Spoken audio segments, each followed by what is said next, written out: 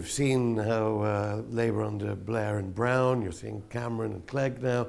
Are you surprised that more unions are not realising that the Labour Party doesn't support their interest, workers' interests in this country? Well, I don't think the Labour Party does look after the interests of working people at all. When you look at the Conservatives, Liberals and Labour, I accept that minute policy there is difference, but in the major policies they're all the same. They all support keeping the anti-trade union laws, they all support privatisation, they all want to stay in the European Union, and they've all supported the legal wars around the world. When you look at all them four policies, all those three major parties could come into a coalition together and would have no problem. Some Labour MPs have been very helpful, very supportive.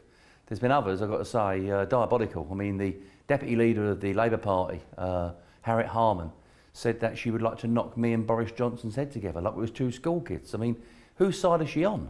I've had a letter from a former Fire Brigade Union official who was a Labour minister, Jim Fitzpatrick, condemning us for going on strike. At the end of the day, when it comes to a strike, it's whose side are you on? There's no about I'm sitting on the fence. You're either supporting the workers in struggle or you're supporting the employer. Do you think they know they've got a landslide and they just want to disassociate themselves from anything that certainly the right-wing press might pick on?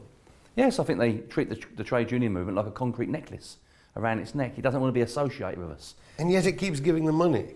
Well, the majority of trade unions affiliated to the TUC are not affiliated to the Labour Party.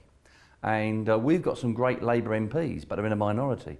But the actual party itself, we as a trade union can't give money to them nationally when their policies are totally against what our union stands for. For example, Labour was the ones that privatised the infrastructure on London's tubes. It was Labour that done it. It was John Prescott that said he wanted the first private finance initiative to operate on London Underground.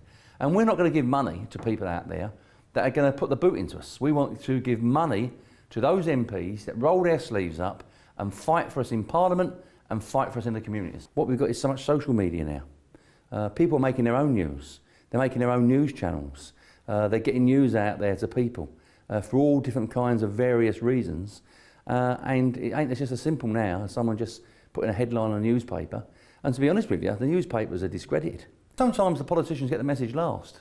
Sometimes they're the real last people to actually get the message. But the people out there on the street, you know, I think myself ask for pretty simple things really. They ask for a job with decent pay.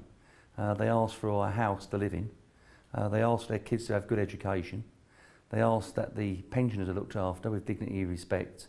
And they don't want a war. And what they want is a decent National Health Service. Now, those things are the key issues, I think, that the public want.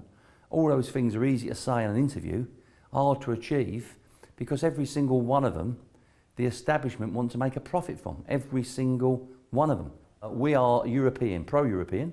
We support European people, but we're against the European Union, the actual body, which has got nothing to do with European people, and we're for supporting people worldwide. A problem to a worker in China is a problem for us.